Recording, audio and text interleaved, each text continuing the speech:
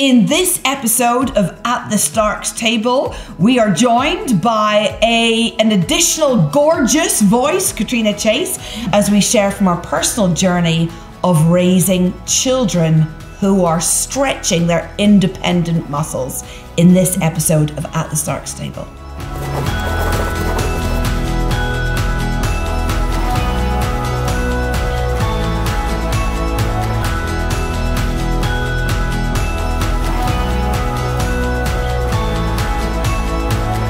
Welcome everybody to another rip-roaring, rowdy, female-led episode of At the Stark's Table. And as you can see, we have squeezed in tightly together because we wanted to bring our amazing friend along for the journey because she has a lot of wisdom and godly things to say. And that is Miss Katrina Chase. How are you, Katrina? I am good. I'm excited to be here and no pressure because I know you guys have been hitting some heavy topics, but it's good. It's fun. Yes, excellent. So Katrina, tell us a little bit about yourself. You're from Ohio. No. No, Portland, Oregon. The other O state, Oregon. Pick a state. Pick a state. I am from Portland, Oregon originally, and initially came over as a student. So I went to Glasgow University for all 4 years of my undergrad. Came to Christ in that process. So Scotland has my heart spiritually, and so yeah. And now I'm here. I work at GPA, the Power Church Leader, which is its own adventure in and of itself. So I'm excited. And she's another single. And I'm another single. Yes. The thing I'm most excited about is that Katrina is our church pastor. She's now all of our church leaders. Yes. And when we handed you that baton, it was a happy day in David and my life. Yes. And can we say you are outstanding at it? And in Deb's life and mine. Yeah. And yes, yes. I don't know whether I want to ask why, but anyway, yes. Brilliant. Of course, I'm joined by Deb Finch. Ali McFarlane. Ali McFarlane. And Jessica Stark. My daughter. I wonder whether, let's just talk about our ages as well, because people need to know, where we are in terms of life experience as we jump into another truth-telling episode. I'm 46. I cannot believe it. When did that happen? Ancient. Thanks, ooh, Jessica. Rude. Ancient. Is that Debs, you're next. I know, I'm not far behind. No. It might be a shock, but I am 43. 43. Looking good. Looking good. 46 and 43. We are looking. Yeah. I am 34, although I frequently get ID'd. So yeah. Do you? Yes, I was actually in a local supermarket recently trying to buy cutlery because I was moving flat, and the man would not sell me the cutlery set because I looked too young. But I am in fact 34. Yeah. Awesome. I don't get it. I want that. What age is that? What? Because you look under 18. 24. Well, yeah, that was the shocking part. I was like, I can understand if you thought I was maybe 25 because here it's ID at 25 , but I was like, there's no way I look 18. But yeah, he refused to sell me the cutlery set. I was ID'd not that long ago, actually during the pandemic in the supermarket. And I was so insane. It was this young little teenage spotty boy. And I just said, don't you dare. I am old enough to be your mother. I am at least double your age. And actually he's like, okay. And then I thought, well, maybe I've overdone it here. Just don't be so ridiculous. No, do I look 18? No. You're next. I am 32. 32. Oh, actually, you're only 2 years apart. Marvellous. I'm in my 20th year. I'm in my 20th year of life. So she's 19. Yeah. Don't you love that? I'm in my 20th year of life. You're 19. Yeah. You were desperate for me to call you 20. Yeah, because it's like a month away. We're all like trying not to get older, but you're you're still I'm in my early 30s, not mid-30s. Yeah. Oh, man. Middle age. Okay, so what we want to talk about today is raising teenagers and raising adults. And I think we'll lean into then relationships with our own parents, because that is a mixed bag. And most of our parents are still alive.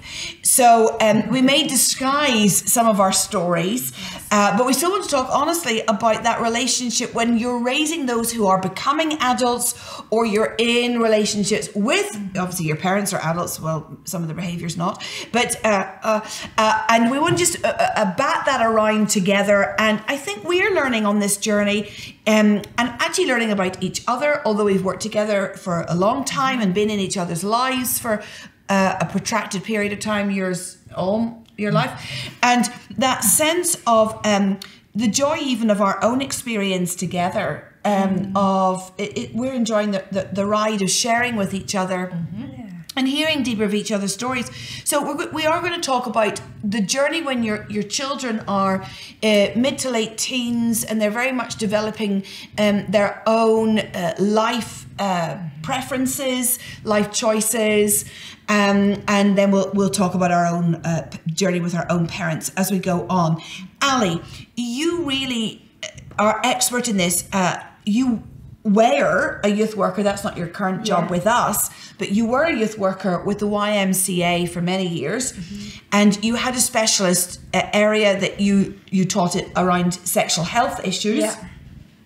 So tell us your number one top tip in the raising of teenagers or the raising of adults, because I'm really raising you now as an adult, but yes.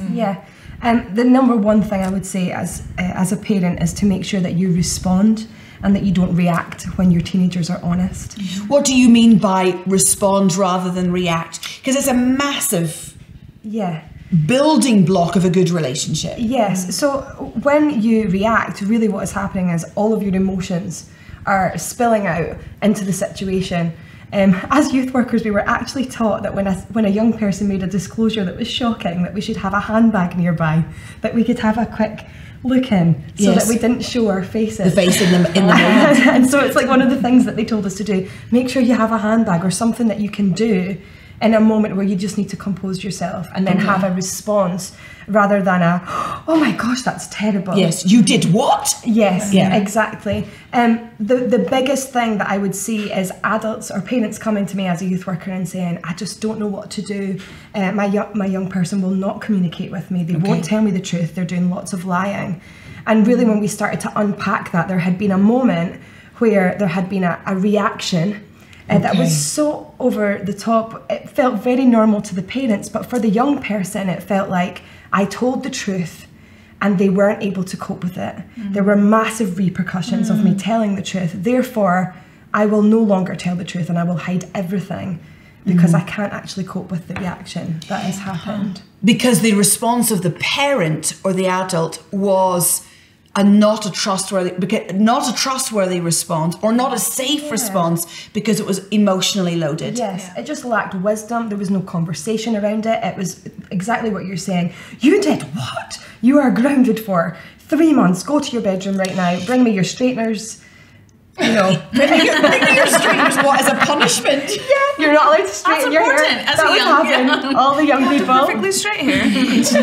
I have never used straighteners, but yes. Give us an example, because when we talked about this before, you know, obviously we chat a lot before about what we want to say and how personal do we want to be, and we generally end up on the side of personal.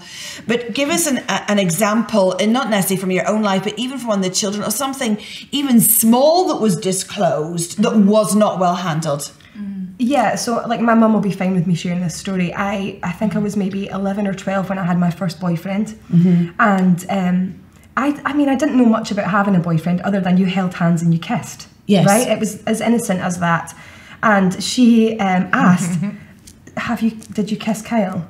And I said, yeah, quite innocely, because that's what you do when you have a boyfriend, you kiss them. Yeah. And out of her response and her reaction out of that, I was then not allowed to see him.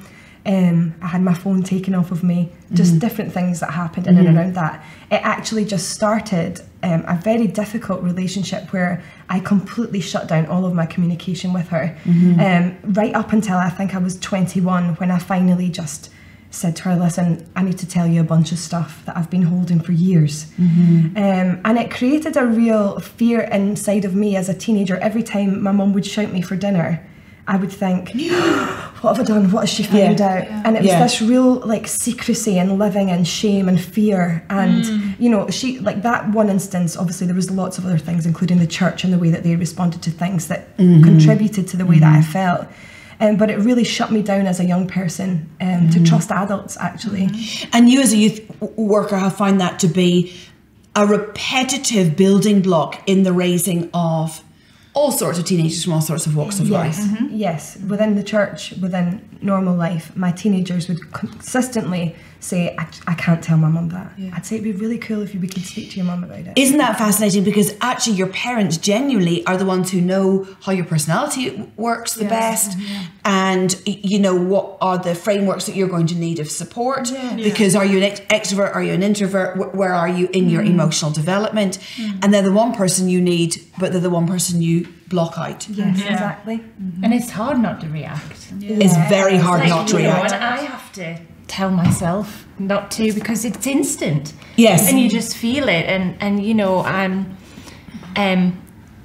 sometimes things are out my mouth before I know that they're coming. And so I'm just like, and so I have to make a conscious decision to take a moment. And we talked in a previous episode about playing to your strengths, and my husband, he's much more reflective and calm, and quite often he'll have the first conversation if it's needed, and I'll just think, and because I'm aware that I know my limitations too, and you know, for the sake of relationship, you have to play to your skills.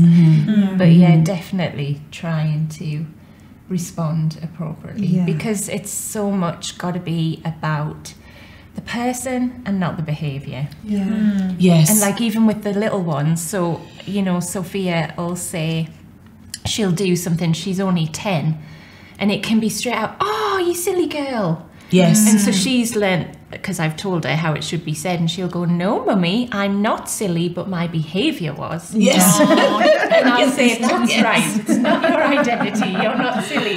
And you move that up to teenagers, and it's you know, it's about, I'm not going to, in this moment, give you an identity of who and what you are. This is just behaviour.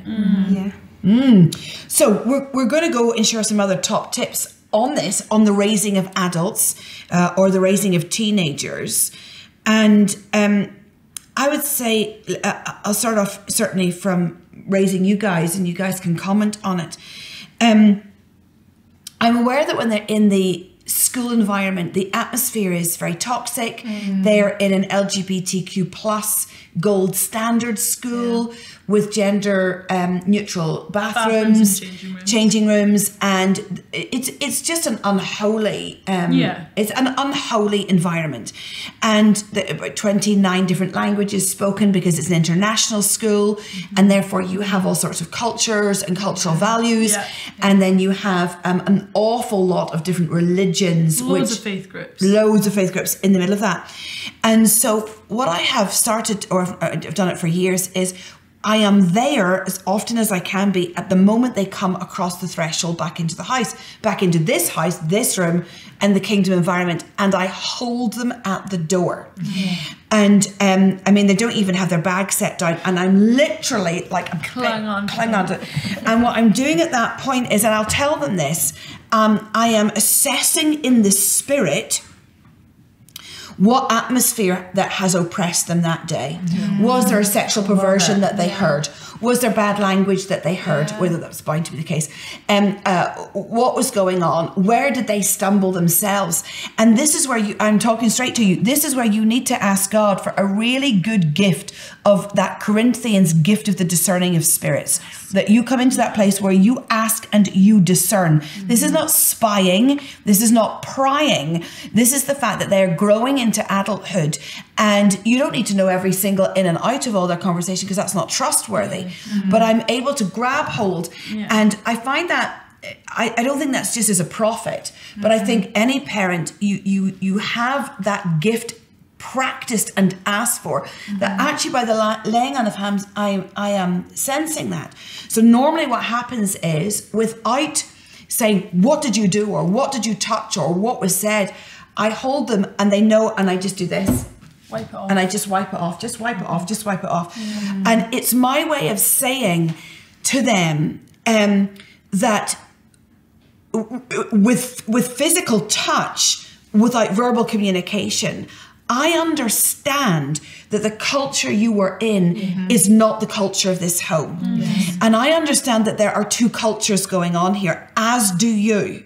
And we understand that it's a gear change when you move from that non-safe place to the fact that I make this a safe place by an act of decontamination at the door.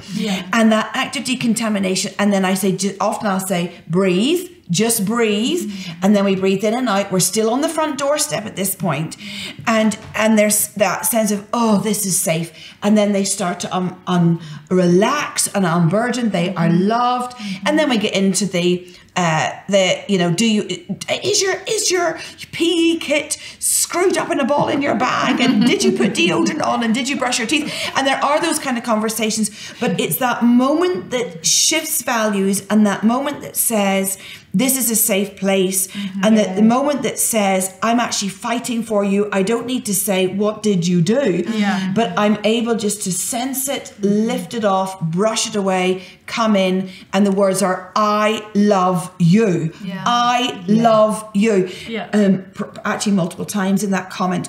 But I have found that to be, for the teenagers, this peculiar thing we stumbled into that was an absolute pivot point then in the conversations we then had in the house, because I had demarked the boundaries almost of the kingdoms. The language as well, I think, is very important to highlight, that it's not, tell me what you've done. It's, is there something you'd like to tell me? And making it like almost posing a question that they're able to come and they feel, oh, okay, I feel like I can say this, as opposed to tell me what you've done. They feel like they're in trouble. They feel like they're, and I always loved that, because I knew that I was like, oh, I know I need to tell her this, or I know this needs to be said, as opposed to, I'm going to get in trouble here when I open up and when I say this. So being able to have a conversation of, is there anything you'd like to tell me that's happened today? Is there anything you'd like to tell me that you're holding on to? Is that, oh my goodness, I feel that.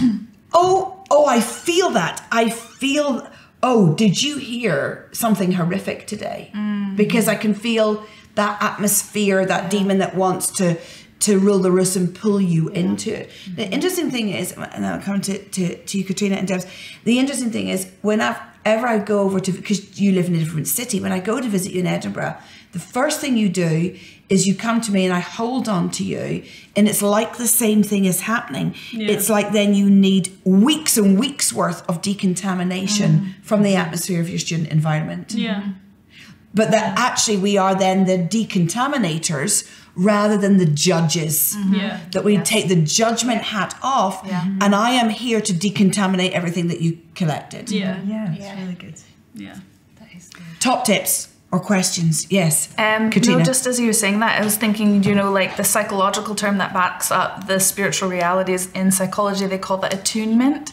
And so just as you're learning about, you know, emotions, and I don't know if you guys have talked about already, but you're attuning to the child, and because you've done it in their youth and you're doing it in their adulthood, and we were discussing this even in the framework of parent relationships, it's just consistently attuning to them. And I think that's a huge difference between I'm judging you versus I'm attuning to you. By attuning to what's going on or what's been done to you, I'm saying I'm here to support you. I'm here to create a safe relationship where we can have the difficult conversations. And my mom was really good about that. She was always very clear, Katrina, whatever you've done or not done, whatever you've said or not said, I am always your mother. I will always be your mother, and I will always love you, and we will make this right together. Wow. And that taught me then, okay, I can trust you. You know, even with the big things, she's like, I don't care how big or little the mistake is, you know, from my teenage years and then transitioning into university. And I remember sometimes it made me really uncomfortable. She's like, even if you get pregnant at university, I don't care. You tell me and we will do this together. I was like, Mom, that's not who I am at all. But like, but she wanted it to be so clear. This, I am attuning to you and I'm making this a safe space. And that meant then, okay, I can talk to you about these things and we can have that close relationship. So it is about, she was very good about responding and not reacting. So attunement is as well being it's like they're in that inner circle, and it's getting in the circle with them. Because quite often as parents, the temptation is to fix it all for them on the outside. And actually, just by standing with them in that space and going, oh, I understand that must have been difficult, they then are enabled to fix it for themselves. Very good. Rather than you doing it from the outside. So it's just that little bit of coming in and I tune with you. What you're pushing into there, which is the next conversation piece, is the raising of them into a place where you are trusting them.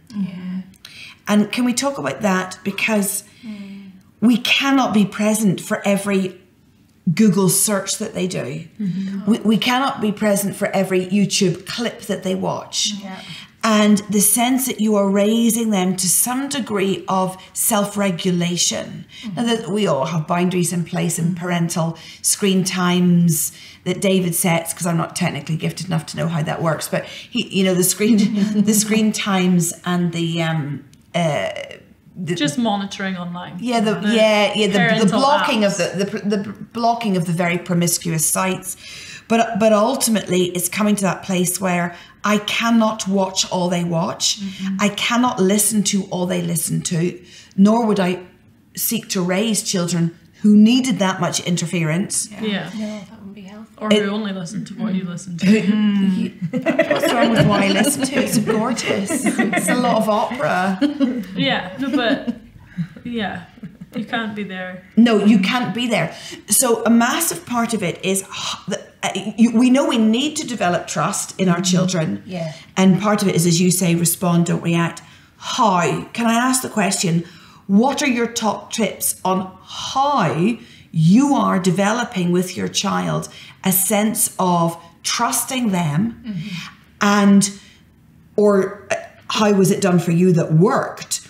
And what framework did you put around that so that there was a sense of you could actually trust them? And I think that trust issue is first my issue, because there's a time when the parenting becomes more hands-off parenting. Very much so. And not hands-on. And that's a journey, not just for the children, but for us. And for me, and like you said, it's not healthy. I have an 18 and 19-year-old, and going to be a midwife and a teacher and live independently. They need to know how to do that. Yes. And they need to know that they can trust themselves because I trust them. Good. Yes, that's very good. And that's the most important thing, because if I am constantly there and making decisions, then they only trust me and not themselves. And so it's about developing that independence of thought and then becoming trustworthy in their own mind. And we've had experiences. I've got teenage daughters. There's been things that have happened. I've never taken their straighteners, but there have been times when that trust has been compromised. And one instance, she's now 19, but when she was 16, there was just one situation where something happened where the behaviour, it just wasn't acceptable behaviour, but how we dealt with it, how we chose to deal with it, was the behaviour was not even mentioned. We didn't even reference it once, and it was not punished, because the only conversation was around our relationship. And I was like, okay, Grace, me and you, what went wrong here? What went wrong that this could happen? That our trust is so broken down that you lied. And so she realized that what we were living through and needed to work through and fix was not behavior, was not about rules, but it was about our relationship of trust has changed. And we're going to have to work now to get that back. And we are very vocal about that, and she'll even openly talk about it, and she tells people about it. It was a real learning experience for her, because she was able to recognize that, okay, to be in relationship with someone in a responsible way as a growing adult, I have a responsibility on my end too. And she always talks about it, and she says, it would never happen again. Because the disconnect that she felt in that moment, she's like, it'll never happen again. It'll never, I won't ever feel that way with my mum. And she was so shocked that we didn't go to punishment and we didn't get angry and it wasn't the behaviour. And I'll be honest, we didn't even feel that. We were just, I can't believe this has happened. Where's this gone wrong? You know, why is this? And she was able to feel that too. Had it just been about our reaction and our shame-based, punitive parenting, she would have missed the whole message. Whereas she was able to go, okay, my responsibility in this is this. This is what I'm taking from it. And she has worked so hard, as we both have, to restore and repair. Oh, but it's so true, because I think also kids, young adults, teenagers, we want to be seen by the parents. We want to seem grown up. We always want to be grown up and respected by the parents, respected by the parents' friends. You know, you want to look older than you are. And in my 20th year. Yeah, okay. Anyway, so I think when you say, I've lost your trust, or that was a moment that our trust was broken, and any time that's been said as well, where there was something so bad that I was like, I can't trust you in that at the moment until you rebuild that. That's like, that's worse than being put on a naughty step. It is. Easy. Because you're like, they'll never trust me to do something grown up. Like, I promise I'm mature. And you do, and you're like, oh dear, I've done something bad there. And I know it, because I know I'm going to be missing out on things that I want. So no, I think that's a... I think in this, what I would want as a top tip for you guys watching is the place that truth and truth-telling and bold truth-telling needs to have in the relationship between the parent and the child, and the enshrining of that as one of your highest family values. We're a family who tell the truth, and we tell the truth to each other. Let me just explain how that has gone, even with your brothers, you as well, but more with your brothers.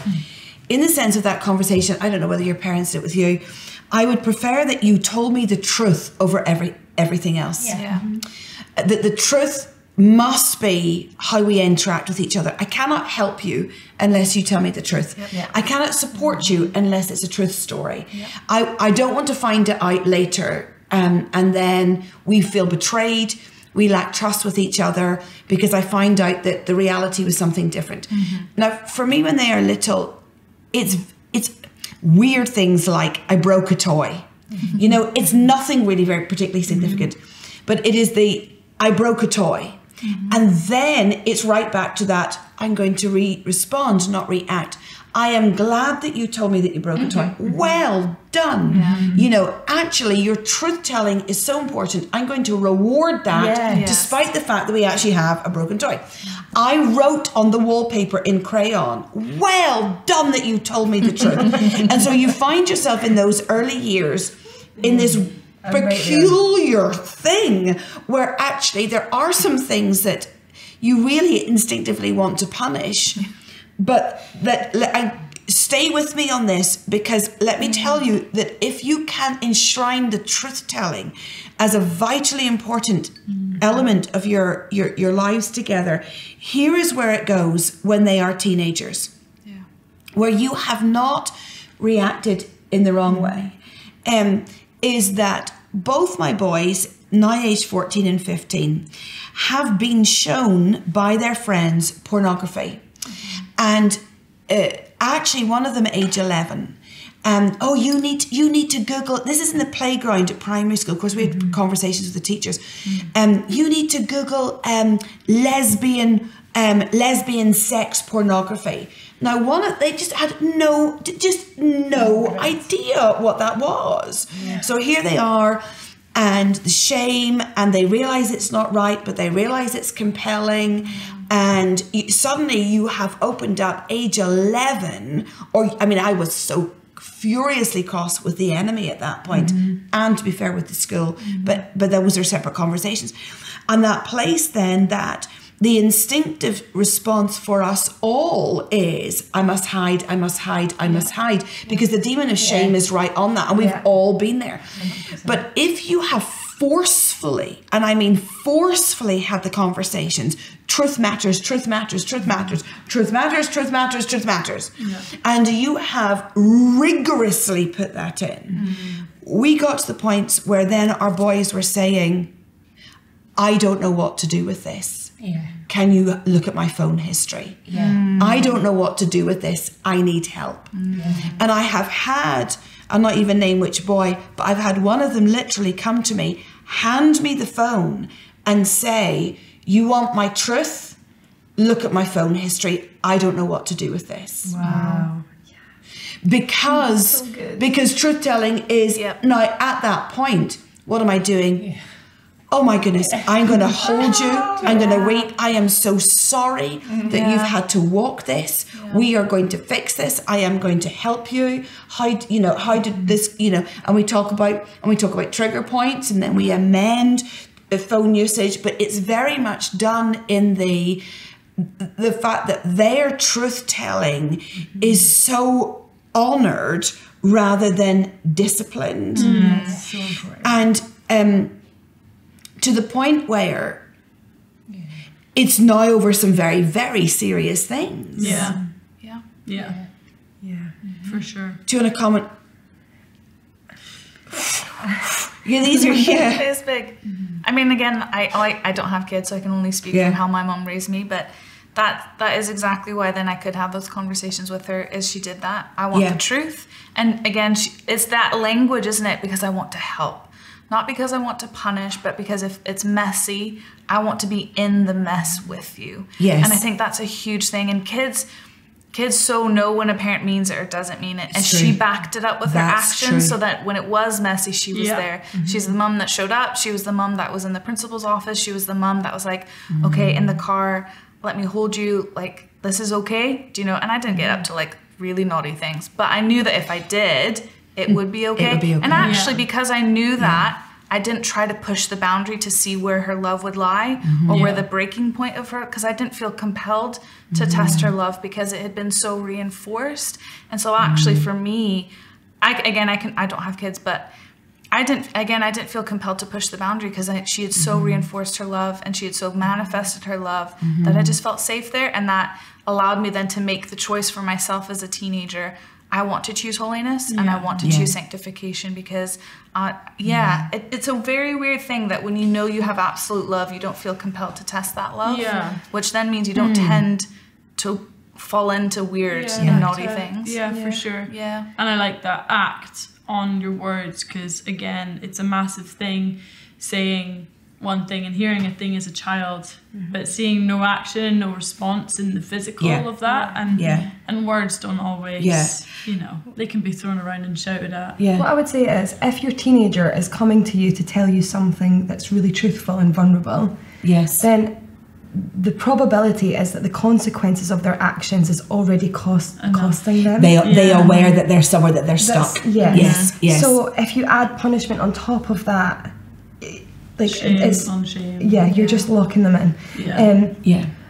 Can you just talk a little bit to mums that have maybe already reacted, and how do we back out of that? You have to apologise. I don't think there is any other way apart from the acknowledgement that I got that wrong, and could you trust me to get it right next time? That I actually think that the place of the I got it wrong from a parent is a very powerful relational dynamic. And I don't know about we're similar age, we're both raised by boomers. Probably I would have thought so. That very much the sense there was, you never admit wrongdoing. I don't know why that was thought as a valid parenting technique, but for me it is that, and I've had to go to my children more times than I would like to confess to you and say, can you forgive me? I think I overreacted there. And the healing that does of, okay, I might then step towards you and I might try you again on that. But it's only and it can't be a lily-livered, half-baked apology. It must be, because of course you're dealing with teenagers whose emotions are not fully formed, and we have a sign in our bathroom up the stairs, caution, teenager brain under construction, you know, and it is that brain under construction. So unless it's very bluntly said, I was wrong. Yeah. You're not. I don't think you're ever going to get that grind back. Yeah. No. And I think it's worth saying that we recognise that even as mums that you do the best to your ability. Yes. Right? Oh, yeah. And so Yeah. we don't want to cause any mum shame by any measure. But Yes. But yeah, you can undo it. And so the apologies are just so important. Yeah, I'll cry sometimes and say, Yes. "Oh, I just got that so wrong." Yes. You know, will you forgive me? Yeah. But that's a place that they can come back in on as well, Yeah. and they can say when they've got it wrong, and they can also say, "Actually, Mum, you probably didn't realise, but when you said that, it made me feel like this." And then I'm like, "Oh, I'm so sorry. I didn't mean for you to feel like that." And I think, yeah, different to our generation. That generation, they have it a lot more together than we did at their age. Yes. I think there would be a couple of other comments I would make in and around that. When they 13, 14, the beginnings of adolescent and adulthood, different from how you are now, I would say things like, show me your phone history, show me your bank account. Yes. And as we're training financial responsibility. Yeah. And it's not in the tick, tick, tick, X, X, X, but it is, how did that, talk to me about that. And we had a situation with one of our boys, our eldest boy, and I said to him, why is there so little in your bank account? Because I'm giving them dinner money. Why is there so little in your bank account? Because you're spending, you know, this every single day in these grocery shops for your lunch. And my initial thought was, I know you're an athlete, but this is not responsible. What are you eating? You know, and I think, as you say, is that, but he has to at some point be accountable. Because I have to be accountable to my husband, back and forward about what we spend, and we're both accountable before God. So that sense that I'm just going to not have that conversation is ridiculous, because we are in a lifestyle of submission and accountability, and you're training them in submission, as you know. And anyway, so he then said to me, because I'm doing the don't panic, don't show it, and he says, we have this refugee at school, and he's no money, and the school haven't sorted out free lunches for him, so I've just been buying all his food and sending him home with extra food to eat. I'm like, you can have a prize. And I'm like, oh man. And then I'm like, right, how are we going to have this conversation now? Because where is my responsibility to pay for this child's food? Yeah. So for a period of time, I'm like, fine, I will find you extra money so you can pay for the refugees' food, lunch and dinner, and let's just get on with it. But it is that, you know, show me. And now I still say to you, show me your bank account. I am severely dyscalculic, so I'm like, can you look at my bank account? Can you help me with my bank account? anything? Yes. I usually can, but I just have no understanding. So I pull you back and I'm like, no, please. Look at my bank keep account. looking at it. Oh no, you're spilling the water everywhere. Yes, please. I'm so desperate. I do have some more questions. We also, we also as a family have the phone tracker thing. Yes, you Really do. good. Do you use that? Yeah. I mean, I would say you should. Yeah. So we have my dad on it as well. Like stalk my dad. But because he's a bit more elderly, he's not going to like this at all. But I'm like, where is my dad? He was supposed to be for dinner. And we all got onto our app and we all stalked Grandad. And Can I just be clear? This is Find My iPhone. So iPhones are linked. This isn't Life 360, which is a whole other ball game of what apps are opening, what videos are watching. I have no idea about that. No, this is just where are you? Yeah. So Where are you? we actually have it. So David's mum has it, so she can track us around the world. Cute. But This family needs it. Which country? Where are you? But actually, is that kind of openness if we all know where each other is. They can see me and I can see them. Actually, quite helpful accountability. Yeah. To be fair, one of my staff actually came to me and said, could you do that for me? Because we're so open about it. Oh, wow. And he was going places he shouldn't be going. Let's just say dear. that. No names. So I would... What? why were you there? In a very genuine sense of just there's why am I here and should I be here? Yeah. But the openness of that, because that's not done within a punishment thing. Yeah. So help me be sanctified. Help me make better. Yeah, help. I'm asking for help. Help me. And I would certainly encourage you to raise children with that level of my life needs to be yielded and submitted. There needs to be a sense of, it's like you said when we were talking about, if this offended you, I'm about to say it a second time, when we were talking about sex by yourself, that the great cloud of witnesses put you off it. Sorry, we did. I know. This is going out to the world. It's going out to the world. Twice. But that sense of, is this okay if we do this as a family? Yeah. And for any children struggling, sorry, I know you're gonna add, but for any children that are struggling, because I know that's sometimes quite a thing of like, I don't want them watching where I am. I want some things private.